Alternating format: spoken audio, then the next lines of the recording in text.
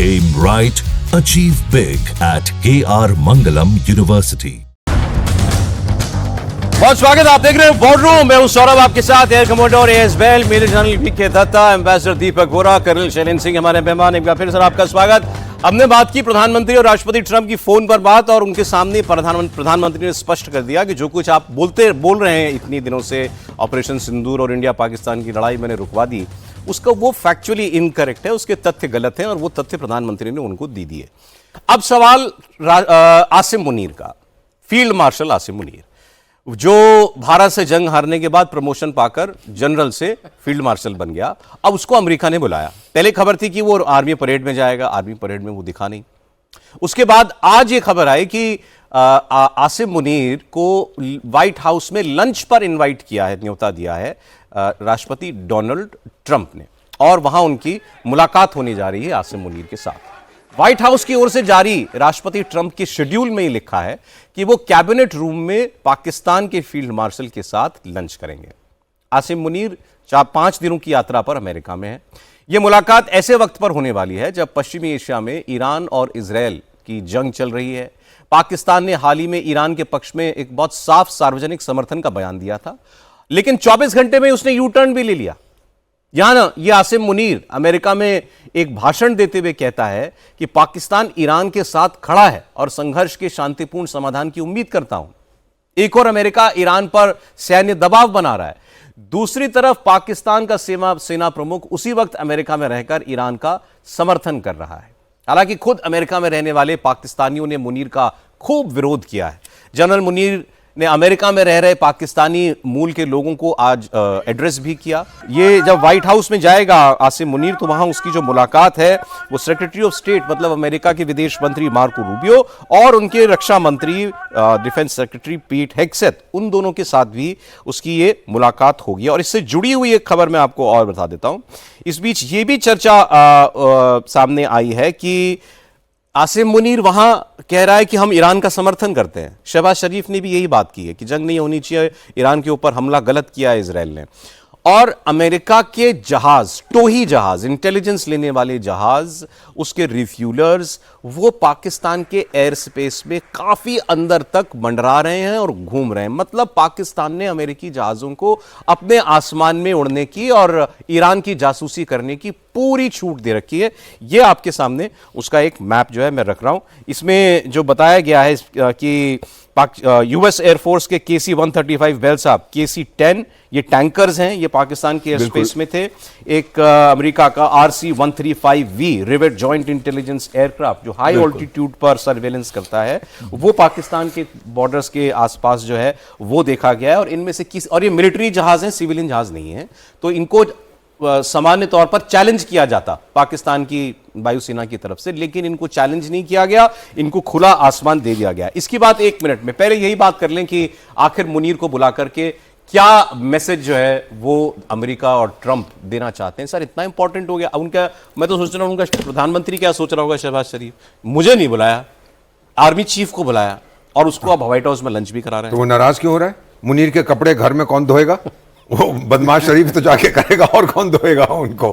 Basically sir मेरा मानना है, आपको याद होगा पिछले साल जनवरी में ईरान और पाकिस्तान एक दूसरे पे मिसाइलें फेंक रहे थे कि तू बलोची आतंकियों का समर्थन कर, मैं नहीं करता, तू करता है। उसके बाद फिर वो राइसी साहब जो लेट प्रेसिडेंट थे ईरान के, जिनकी डेथ हो गई थी प्लेन क्रैश में, वो गए थे वहां पर टू पाकिस्तान। फिर डार्लिंग इस्लामिक ब्रदर से क्यों लड़ रहे हैं आपस में, आधे घंटे में फिर मिसाइलें शुरू हो गई।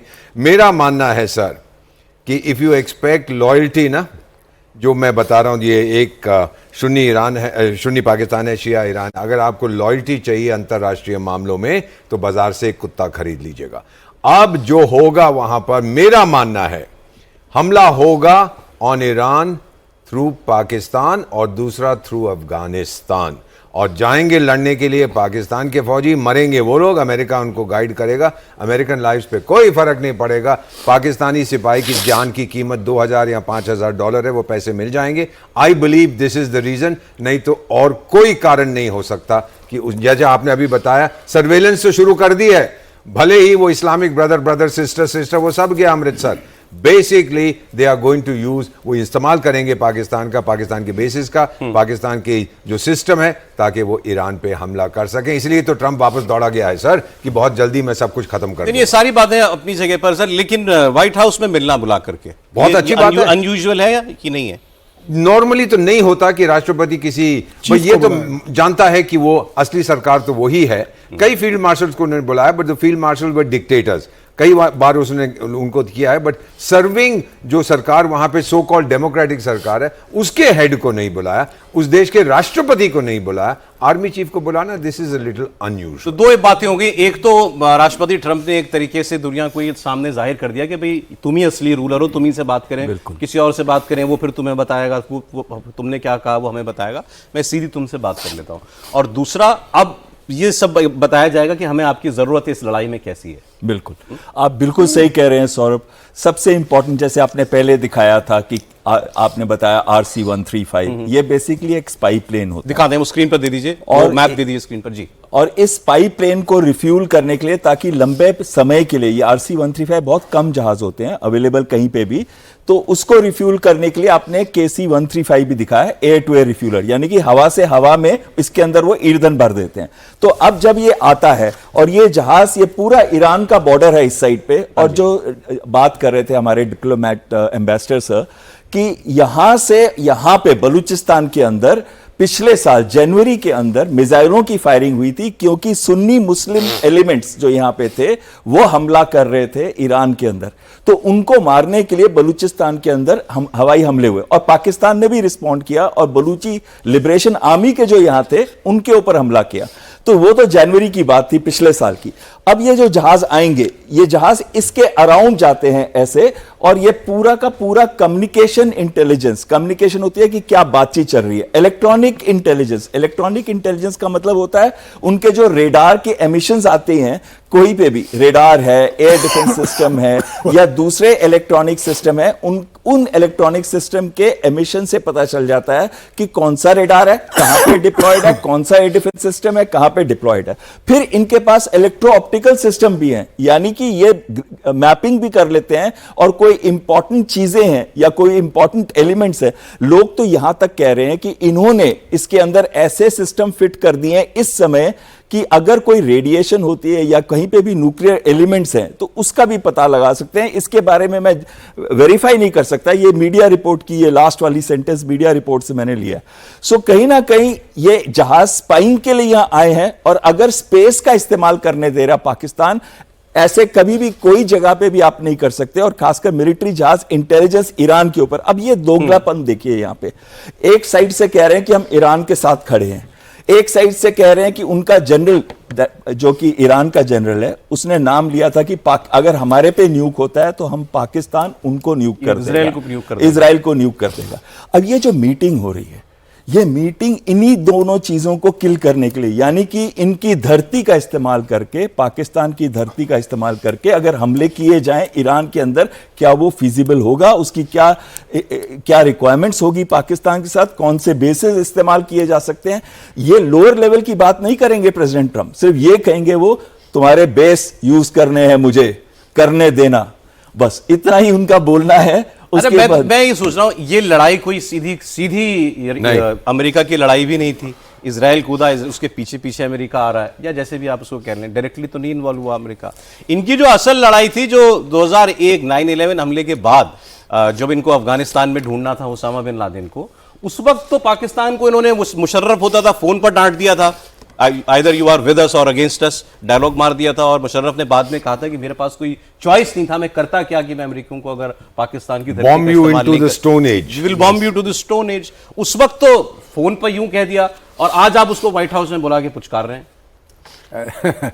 यार सौरभ, देखिए ऐसा है कि जैसे एम्बेसडर वोरा ने बोला है, अरे ये सब मॉल वाले शॉट्स आ गए। मैं जरा एक सेकंड, आप देखिए ना सज्जनों साहब, क्या खरीद रहे, मॉल घूम रहे हूं।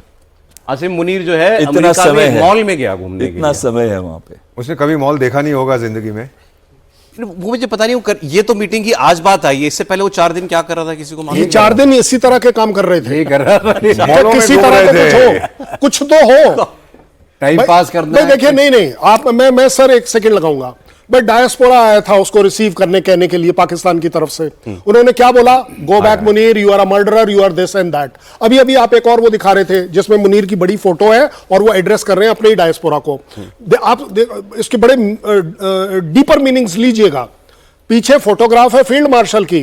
तूने फील्ड मार्शल की ड्रेस पहननी आज मुनासिब नहीं समझी कि यहां पर भी प्रोटेस्ट होगा। वो जो एक लड़का दिख रहा था ना आपको ऐसे ऐसे जो कर रहा है, वो कह रहा था कि गो बैक मुनीर, गो बैक मुनीर, गो बैक मुनीर। नहीं, मैं आपको सीरियस बता रहा हूं बातें, इससे ज्यादा सीरियस बात।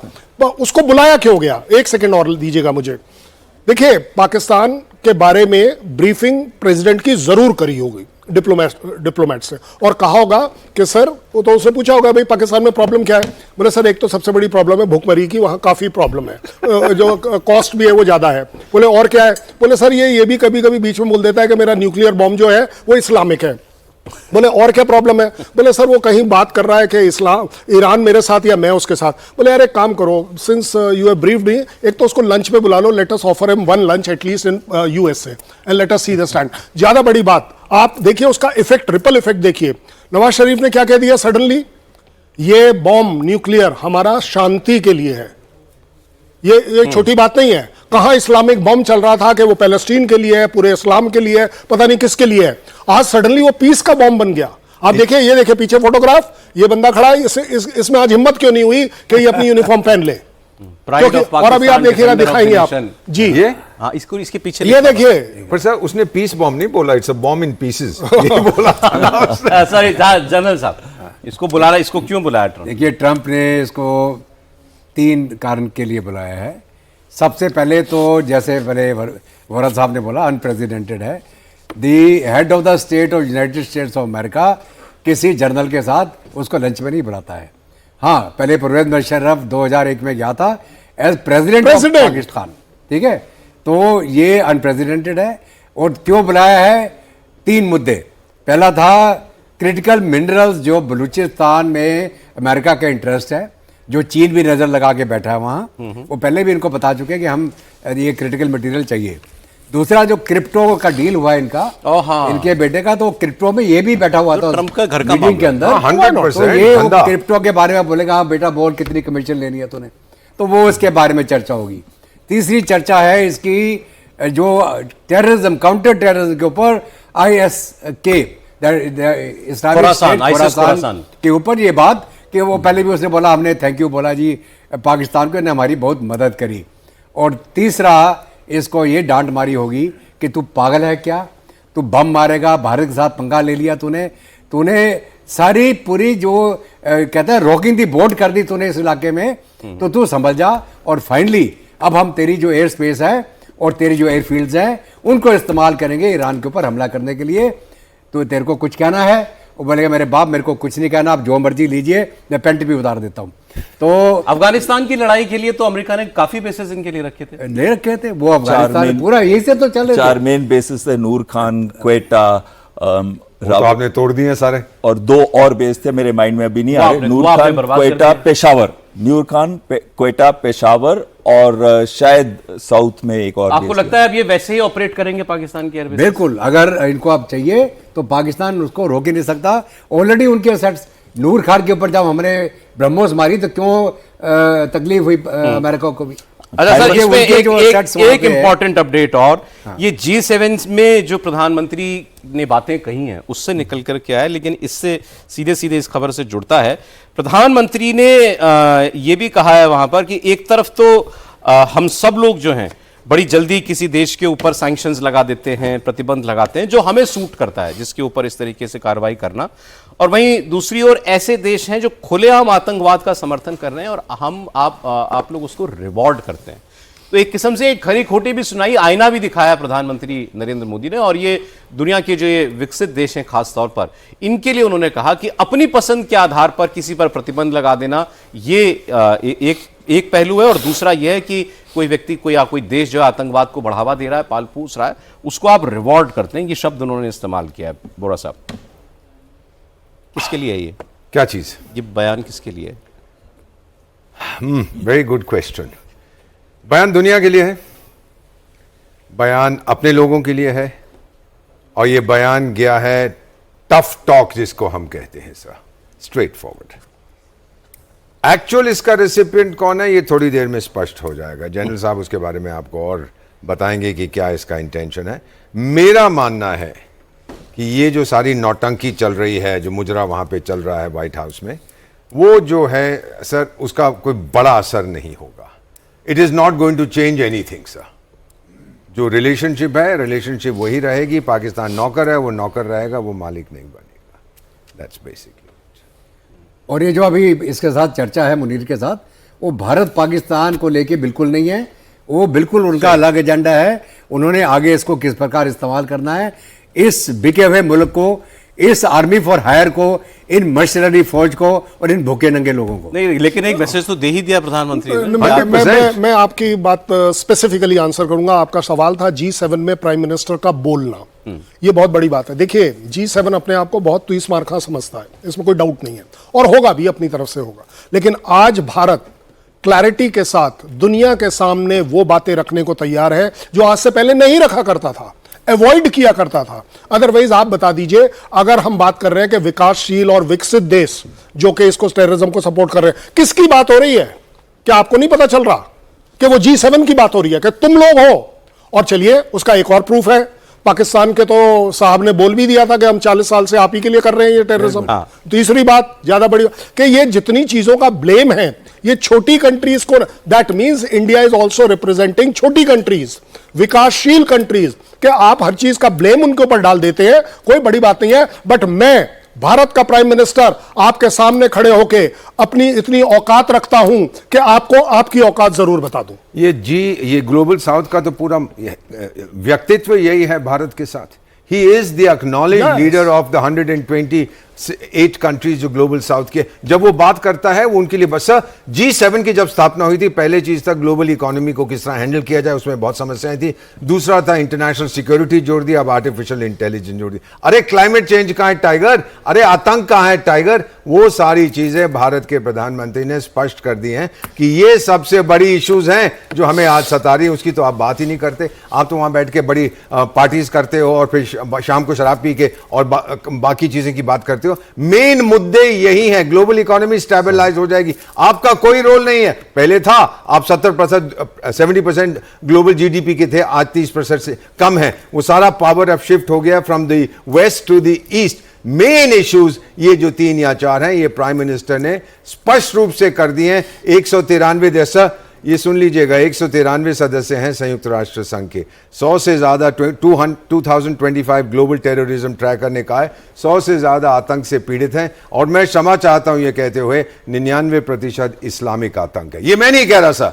This is terrorism tracker index. तो यही बात पीएम साहब कर रहे हैं कि गेट अप, नहीं तो आप लोगों को भी अमेरिका हमको कहता रहता था अरे कुछ नहीं करेंगे, कुछ नहीं। जब 9/11 हुआ तो हमें कहते हैं वो फाइल कहां है जो आपने हमको दी थी। This is what is going to happen. और फिर कनाडा की जहां तक बात है सर, सिर्फ इतना फाइनली कहना चाहता हूं, ये जो खालिस्तानी आतंक की बात हो रही है, it is no longer Bharat की समस्या नहीं है, ये बहुत जल्दी कनाडा की समस्या बन जाएगी। लेकिन उन्होंने कहा कि भाई आप जिसको बंद करते हैं उसको आप टेररिस्ट एंटिटी बोल करके प्रतिबंध लगा दीजिए। जो खुलेआम घूम रहा है उसके लिए तो आप कुछ कर नहीं रहे, रादर उसको पुरस्कार दे रहे हैं। बिल्कुल, आपने ऐसी स्पेस ही क्यों दी है कि आपके कंट्री के अंदर आतंकी पनप रहे हैं, और जब पनपेंगे तो एक दिन आप ही को खाएंगे। खालिस्तान भारत में नहीं बनने वाला, लेकिन खालिस्तान कनाडा में ना बन जाए। 2.5% है सिक्स वहां पे, तो उनको ये जरूर ध्यान देना चाहिए कि जो भी अपनी कंट्री के अंदर आप जिनको टेररिज्म को सपोर्ट करते हो वो कहीं बाहर में जाके आपको ना प्रॉब्लम दे। लेकिन मैं एक चीज G7 के बारे में बोलना चाहता हूं। G7 जब फॉर्म हुआ था तो पहली ऑयल क्राइसिस थी,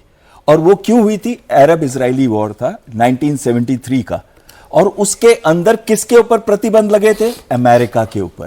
तो उन्होंने G7 को फॉर्म किया था। एक लॉर्ड वेवल ने एक बड़ी अच्छी स्टेटमेंट कही थी, there are no permanent friends nor permanent enemies, but there are only permanent interest. और ये इस समय अमेरिका के लिए पाकिस्तान इंटरेस्ट है, पर्सन ऑफ इंटरेस्ट है।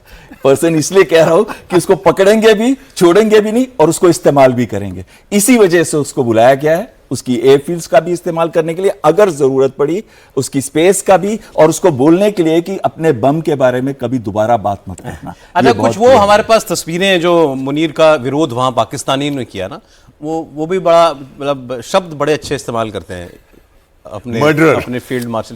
एज अ आर्मी ऑफिसर हम सब एग्री करेंगे, ये शायद जिंदगी का या दुनिया का पहला फील्ड मार्शल या चीफ होगा जिसने अपनी गाड़ी पे वो ना स्टार लगाए, ना झंडा लगाया, ना डंडा लगाया। एक बात। दूसरी बात, आपने वो मेरे ख्याल काट दिया क्योंकि आप लोग थोड़ा सभ्य किस्म के चैनल हैं। अदरवाइज जो गालियां थी, अगर वो स्टार आते तो मैं आपको उसका ट्रांसलेशन करके बताता कि किस तरह। नहीं, आई एम बीइंग ऑनेस्ट, आप सुन सकते हैं, वो तो आप लोगों ने उसको रोका हुआ है, लेकिन पाकिस्तान ने नहीं रोका है। वहां पर वो गालियों वाला पार्ट भी चल रहा है। मैं आपको बड़ी ऑनेस्ट बात बता रहा हूं। बहुत सीरियस बात यह है कि मुनीर अपने आप में क्या करें क्या ना करें, दिखता यह है जो सही है कि ना केवल पाकिस्तान के अंदर ये किस मॉल में जा सकते हैं, ऐसे आप बता दीजिए। चलिए, है हिम्मत। मैं कह रहा हूं सर, जिहादी मॉल में भी नहीं जा पाएंगे, माहौल में चले जाएंगे जिहादी, लेकिन मॉल में नहीं जा पाएंगे। ठीक है सर। अपने आप में ये अपनी किरकिरी करा रहे हैं, अपने देश का ये बेचारा नाम खराब कर रहे एक हैं। नॉर्मल जिंदगी देखने के वो गया था थोड़े दिन के लिए कि नॉर्मल लाइफ क्या होती है, और इसको गालियां सुननी पड़ रही हैं। इसको मियामी में एक मकान भी ऑफर किया गया है कि जब तू भाग के आएगा तो मियामी में तेरे रहने की जगह। सर, अभी तो मकान की या भाग कर आने के बाद रहने की जगह की जरूरत शायद आयतुल्लाह खमेनी साहब को पड़ जाए।